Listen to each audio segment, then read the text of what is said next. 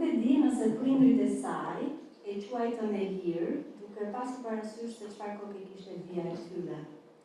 Ajo është një nga gazetarët e reja më të njohura të brezit të saj, edhe i ka hyrë gazetarisë nga dritarja, duke marrë pjesë në disa formate televizive fillimisht në një përvojë që nuk rezultoi dhe shumë e këndshme për të, sepse pa që roli grave në atë format ishte thjesht prani fizike.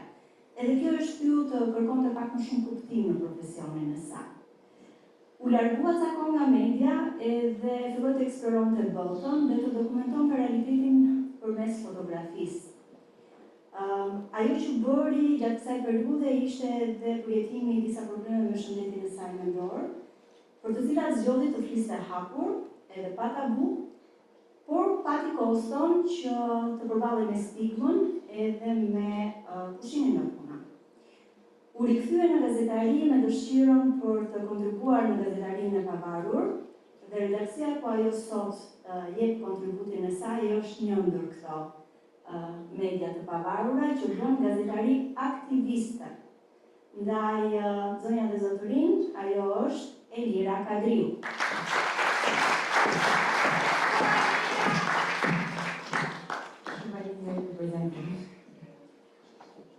Ndoshta me shumë nga ju nuk njeh, por mendoj se kjo është një formë mirë për të treguar diçka nga vetja, diçka personale që e cilësoj më shumë një rrugtim jetësor sesa një rrugtim profesional. Le të nisim nga e para. Foto e parë që kam zgjedhur të prezantoj është një foto me babain tim, sepse mendoj që ai është figura kryesore që më ndikoi së pari për të marrë studimet shumë seriozisht. Nëse nuk do studiosh, do dalësh në rrugë. Këto ishin fjalët e nënës time që mbaj mendum së bashku me dy vëllezërit e mi. Në rrugë.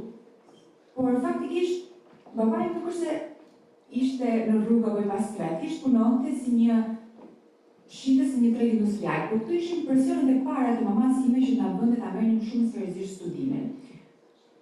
Kështu që pavarësisht se ajo insistoi duke na glorifikuar zyrën komoditetin që do na sillnin studimet, unë sot sërish punoj në rrugë.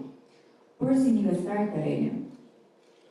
Gjithsesi, pas fillimit të studimeve, fillova të ndjeja një lloj kurioziteti dhe dëshirë për të investiguar më shumë. Kur më pyesin se kush është personi apo një situatë që ka lidhur me gazetari, nuk mund të specifikoj një të tillë, por më kujtohen ndërmend serialet që transmetonte dikur Top Channel, serialet e FBI.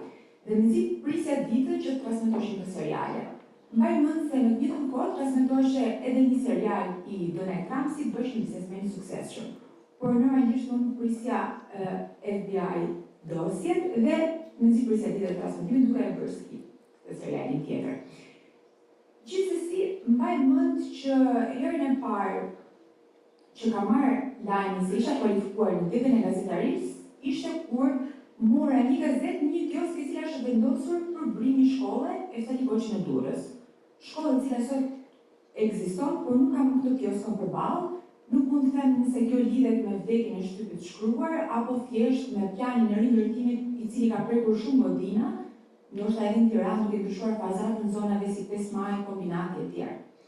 Kur kaloj në atë rrugë më mungon kujtesa shpirtërore, por gjithsesi ai është momenti i parë kur unë pash se kisha fituar vdekjen e gazetarisë dhe isha e katërta në listë. E marr gazetën dhe e dërgoj në shtëpi, nuk është se pati ndonjë entuziazëm shumë të madh, pasi në ato vite bumi ishin indeksi juridiku apo ekonomiku, dhe të cilat ndoshta prindërit e mi do donin që të studioja. Gjithsesi, eksperiencat e para datojnë në televizionin si Top Channel, i cili ishte ndër televizionet më të rëndësishme të asaj kohe. U përzgjedha në një rreth vajzash, të cilat secila prej nesh do t'i bënin një pyetje një personazhi të njohur, apo siç e konsideron shoqëria sot, një personazh i zi. Përveç faktit se do të kishte një minutar shumë të vogël të tipit 10 sekonda për të bërë pyetjen, pyetja do të na vinte e gatshme. Mbaj mend se aty erdhi si fillimi injinjata ime e mos qenit prezente fizikisht një strukturë mediatike të tjerë si një vajzë e pashme, dhe i thash produksionit, në atë kohë ka qenë producent italian, i thash që nuk dëshiroj që t'jem pjesë e këtij formati, sepse unë studioj për gazetari dhe mendoj se mund të bëj diçka më tepër.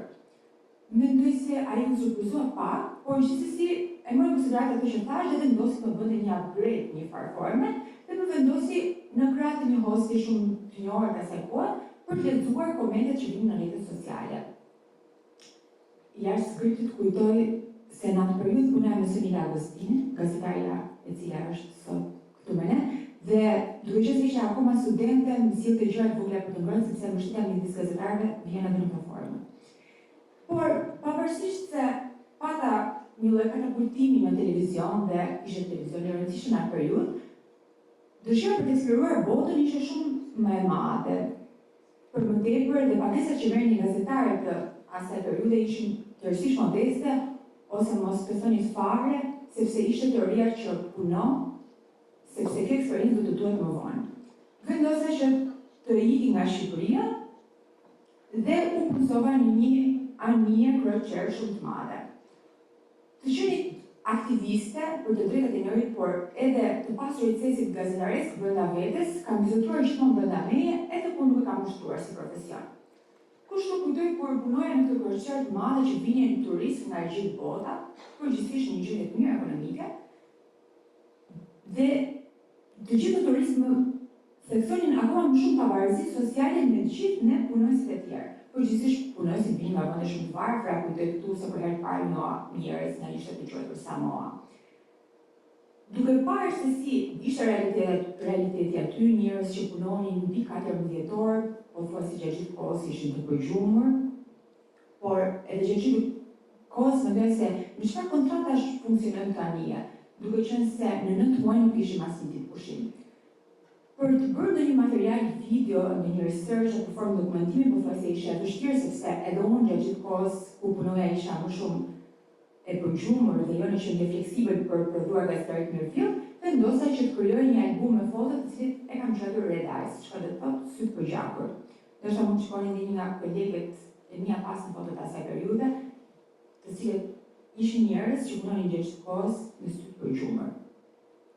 Gjithsesi, kjo eksperiencë zgjati rreth një viti dhe më pas, duke pasur brenda vetes si me dëshirën gjatë gjithë kohës për të udhëtuar të eksploruar botën, katapultova në aviacion. Si thënë edhe punët e mi tani të kam bërë vetëm NASA, pa eksploruar sigurisht, por punova edhe në fushën e aviacionit rreth 2 vite.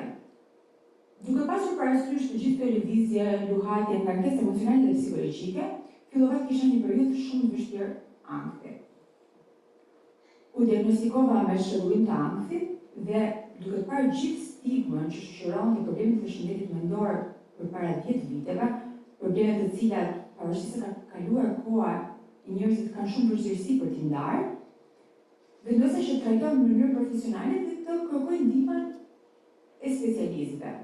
Duke u konsultuar dhe duke folur me kolegët e mi të asaj kohe që punonin në aviacion, dëgjova që shumë vajza të tjera vonin nga probleme të shëndetit mendor dhe merrnin qetësues, ilaçe të ndryshme dhe mendova që është një formë e mirë për ta thyer tabun dhe për të pasur si moto të jetës time, personalja është publike. Kështu që pas një ndrojtje, mendova që të flas me punëdhënësen time për t'i kërkuar asaj edhe një periudhë kohe për të përshtatur me mjekimin e ri që më kishin përshkruar. Në fushën e aviacionit është e vështirë që ti të punosh me probleme shëndetit mendor, gjithsesi ekziston një protokoll i caktuar në të cilin ti duhet bësh vlerësime të shumta ndaj personit nëse ai është akoma fit apo jo për të punuar. Normalisht këto vlerësime nuk u bën kurrë dhe më pushon nga puna. Për faktin që nëna ime është sot në këtë sallë, duhet të shpreh falënderimet për më qenit sa më shumë pranë gjatë gjithë asaj periudhe të errët.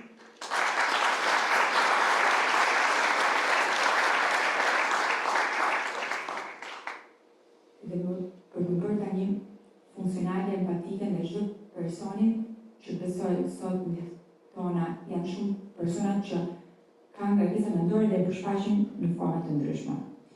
Gjithsesi, sot jam në një redaksi që quhet Citizen Spikar, ku është redaksia me zemër sepse më lejon që të jem dhe gazetare dhe aktiviste. Në këtë redaksi ne kemi raportim në një formë të angazhuar, që do të thotë ndryshe nga gazetaria klasike e cila e shikon ngjarjen nga lart në mënyrë të ftohtë apo jashtë, ne vendosim që të mbajmë anën. Të mbajmë anën e të vërtetave që ne besojmë dhe t'i raportojmë në atë formë. Tekse po mendoja se cila mund jetë një histori që ta ndajmë ju, duke qenë se unë me kolegët e mi kemi qenë shumë shpesh në terren, kemi mbuluar protesta nga më të ndryshme, editori im më pyeti, qëndro me një personazh që ka lënë më shumë përshtypje gjatë 5 viteve në Citizens.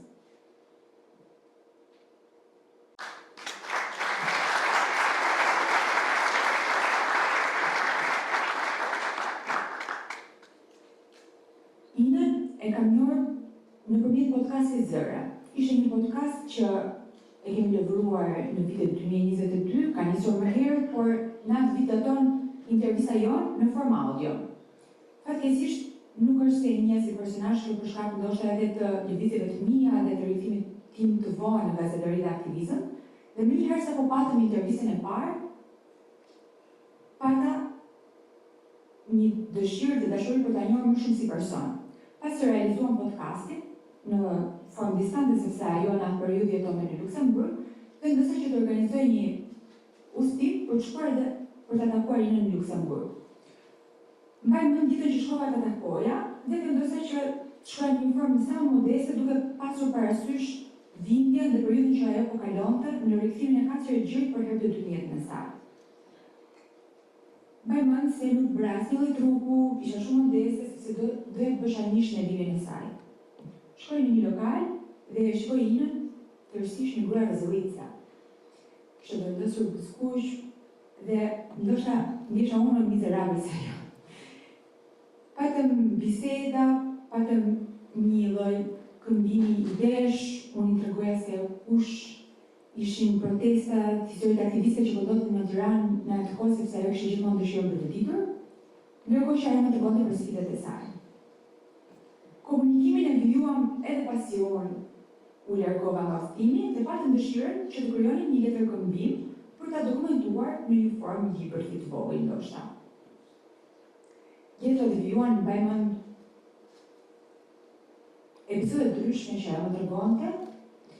Më thonte një ndër kujtimet më të dashura për mua ishte se si ajo huazonte apo vidhte libra në bibliotekën e dajës së saj në Shkodër dhe një nga librat e dashur që e kisha akoma ishte një libër me emrin e Lira. Apo nëse ajo do lindte ndonjë vajzë do kishte shumë dëshirë t'ia vendosë emrin e Lira, për vetë kuptimin që mbart ky emër. Fatkeqësisht, Ina në mars të vitit të kaluar ndroi jetë. E vetë një formë lehtësimi që ekziston tani për mua është sepse bashkë me një grup aktivistësh ne i mundësua Inës që të riktheheshe në atë vend brenda 48 orëve në një GoFundMe, u mblodhën 44.000 euro në një kohë rekord. Ne ndaluam GoFundMe edhe se parat vazhdonin të vinë. I mundësua asaj që të vinte në Shqipëri dhe të kalonte javët e fundit këtu. Dhe është historia e cila për mua ka formën e raportimit më dashur dhe aktivizmin më të madh që vlerësoj veten dhe kolegët që marrin pjesë.